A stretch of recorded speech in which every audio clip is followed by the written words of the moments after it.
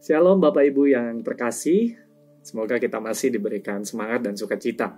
Jumpa kembali dalam konten mimbar kecil. Bapak Ibu yang terkasih, saya ingin berbagi pengalaman sewaktu saya menjalani praktek jemaat di Mentawai pada tahun 2014 yang silam.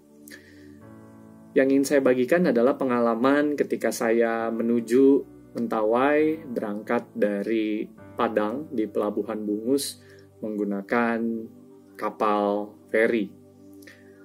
Dari Padang menuju Mentawai menggunakan kapal selama 12 jam, Bapak Ibu.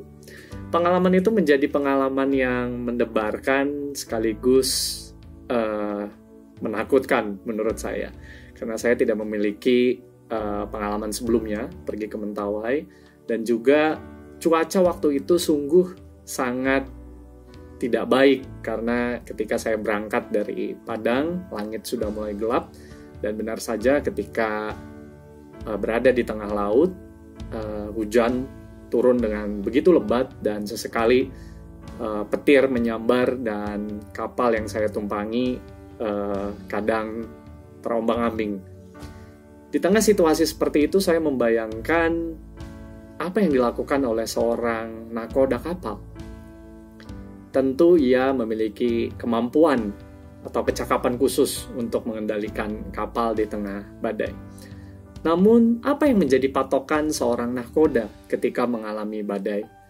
Saya mengandaikan dia menggunakan atau melihat ke langit tentu tidak bisa.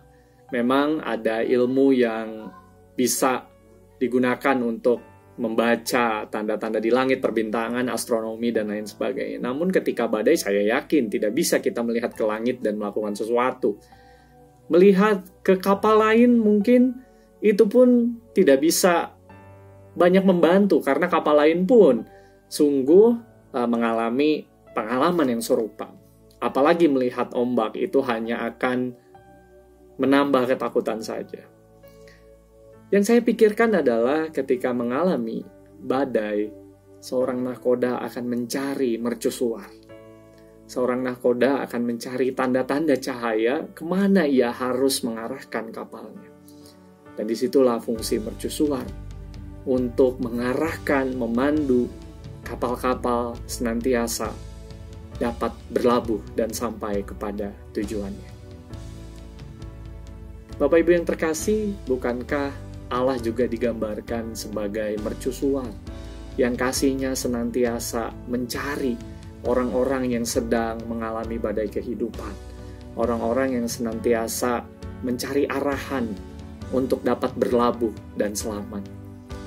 Kasih Allah bagaikan mercusuar yang dengan luar biasa memancar dan menyelamatkan setiap orang yang mungkin tersesat, mungkin mengalami badai hidup yang berat, mungkin mencari panduan dan arahan sehingga hidupnya dapat selamat.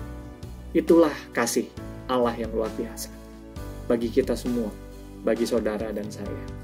Saya diingatkan oleh pemazmur di dalam Mazmur 105 ayat yang keempat.